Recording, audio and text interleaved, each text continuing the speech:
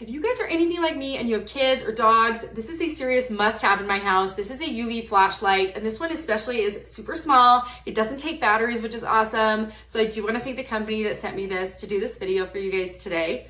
It does come really nicely packaged here in this box. Okay, inside the box, it has the cord to be able to charge it with. It just needs the wall plug. And then it has a lanyard that you're able to connect to the flashlight. And then underneath here, it has a user manual to show you how to use it.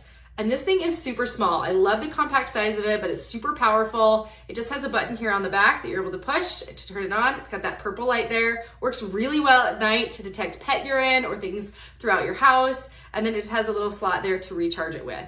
So I'm gonna go ahead and use this at night, show you guys how I use it and how we like it. This light is really compact, easy to travel with, but man, it is so powerful. You can see here, this is on our carpet. We have a puppy and he made an accident. We were able to quickly see where he made it. And then on our couch, we were able to see all the gross things that our kids did. After doing this light, I need to deep clean my entire house. I am so grossed out at all the things I found.